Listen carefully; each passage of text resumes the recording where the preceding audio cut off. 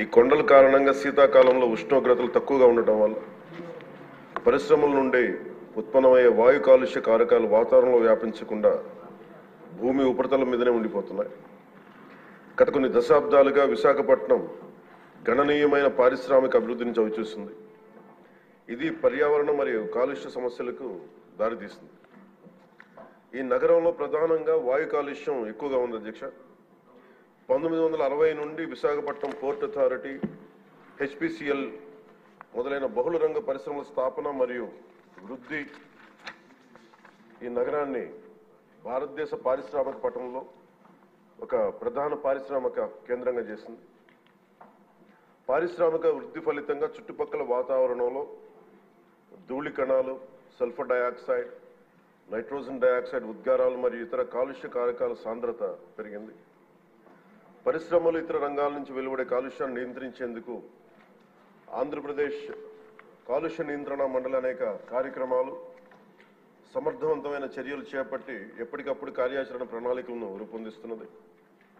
APPCB యొక్క చొరవ నగరాన్ని సల్ఫర్ డయాక్సైడ్ మరియు నైట్రోజన్ డయాక్సైడ్ కాలుష్యం నుండి విముక్తి చేసింది. అయినప్పటికీ ధూళి కణాల కాలుష్యం ఒక సమస్యగానే మిగిలిపోయింది.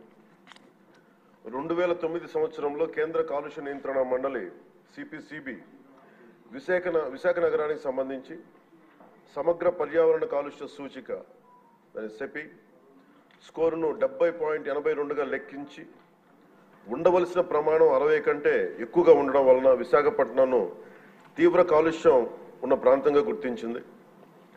కేంద్ర పర్యావరణ మరియు అటవీ మంత్రిత్వ శాఖ 13/1/2010 విశాఖపట్నం బౌల్ ఏరియాలో పరిశ్రమల స్థాపనకు మరియు విస్తరణకు మారిటోరియం విధించింది.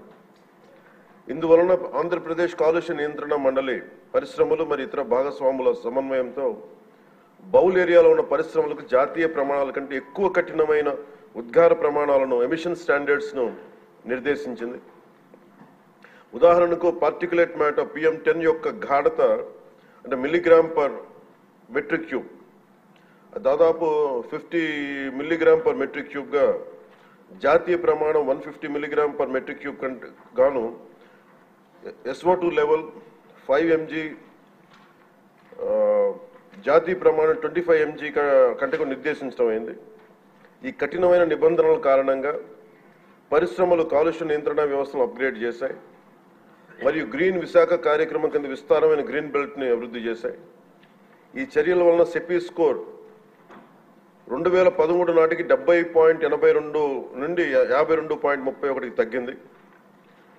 2013లో ministry of environment, forest and climate change comprehensive environment pollution index score నగరానికి సంబంధించి 60 కంటే తక్కువగా ఉండడం వలన పరిశ్రమల విస్తరణపై ఉన్న మారిటోరియంని ఎత్తివేసింది. కాలుష్యాన్ని నియంత్రించడంలో గణనీయమైన విజయం సాధించినప్పటికీ విశాఖపట్నంలో పరిశ్రమల విస్తరణ కార్యక్రమాల వలన మరియు సంబంధించిన ధూళితో కూడిన సరుకు రవాణా, కార్గో రవాణా మొదలైన తదనంతర కార్యకలాపాలు వాయు కాలుష్యం పెరగడానికి కారణమైనాయి. నగరంలో పార్టికులేట్ మ్యాటర్ అంటే ముఖ్యంగా కణ కాలుష్యం, దుమ్ము, ధూళి, మసి, పొగ ఈ లెవెల్స్ జాతీయ ప్రమాణాలు 60 మిల్లీగ్రాములు మించినందున వాయు నాణ్యత మెరుగుదల అవసరమని ఆంధ్రప్రదేశ్లోని మరో 12 నగరాలతో పాటు విశాఖపట్నంను నాన్ అటైన్మెంట్ సిటీలుగా సిపిసిబి గుర్తించింది. సిపిసిబి జీవీఎంసీ, జిల్లా పరిపాలన, రవాణా శాఖ, పరిశ్రమలు, పౌర సరఫరాల శాఖ వంటి సంబంధిత భాగస్వామ్య శాఖల సమన్వయంతో APPCB national clean air programme కింద నగరంలో వాయు కాలుష్య స్థాయిలను తగ్గించడానికి కార్యాచరణ ప్రణాళికను రూపొందించింది. ప్రభుత్వం సిపిసిబి, ఏపీపీసీబీ అన్ని భాగస్వామ్య శాఖలచే ఆమోదించిన కార్యాచరణ ప్రణాళిక అమలును నిశ్చితంగా పర్యవేక్షిస్తుంది.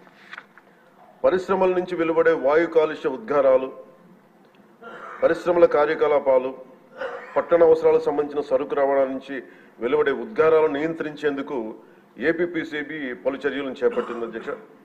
అంతేకాకుండా పరిశ్రమలు ఉత్పత్తి చేసి వ్యర్థ జలాలను శుద్ధి చేయడానికి తగిన సామర్థ్యం కలిగిన ఎఫ్లూయెంట్ ట్రీట్మెంట్ ప్లాంట్లను ఏర్పాటు చేయడానికి ఏపీపీసీబీ పరిశ్రమలను నిశ్చితంగా పర్యవేక్షిస్తున్నది. విశాఖపట్నం నగరంలో ఉత్పత్తి అయ్యే మురుగునీటిని జీవీఎంసీ నిర్మించిన 5 మేజర్ సువేజ్ ట్రీట్మెంట్ ప్లాంట్స్ ని 13 మినీ ఎస్టీపీలను మళ్లించడంతో పాటు నిర్దేశిత ప్రమాణాలకు అనుగుణంగా ఎస్టీపీ అవుట్లెట్ వద్ద కాలుష్య స్థాయిని పర్యవేక్షించడం ద్వారా నీటి కాలుష్యానికి అవకాశం లేకుండా వీలు కల్పిస్తూ ఉంది. జీవీఎంసీలో ఉత్పత్తి అయ్యే మున్సిపల్ ఘన వ్యర్థాలను వేస్ట్ ఎనర్జీ ప్లాంట్ శుద్ధి చేసి 15 మెగావాట్ల విద్యుత్తును ఉత్పత్తి చేస్తున్నారు అధ్యక్ష. దీనిని కాపులుప్పాడలో జిందాల్ అర్బన్ వేస్ట్ మేనేజ్మెంట్ ఏర్పాటు చేసింది. ఇది బహిరంగ ఘన వ్యర్థాల దహనం మరియు మున్సిపల్ సాలిడ్ వేస్ట్ డిస్పోజల్ సమస్యను తొలగించింది. విశాఖపట్నం నగరంలో కాలుష్య స్థాయిలను తగ్గించడానికి మరిన్న నివారణ చర్యలు చేపట్టడానికి కాలుష్య మూలాలు మరియు సంబంధిత కాలుష్య కారకాలను సవివరంగా గుర్తించడానికి ఒక సోర్స్ అపాయింట్మెంట్ స్టడీని విశాఖపట్నంలో ఆంధ్ర విశ్వవిద్యాలయానికి అప్పగించడం అయింది. ఏపీపీసీబీ ఎప్పటికప్పుడు పరిశ్రమలను పర్యవేక్షిస్తూ వాయు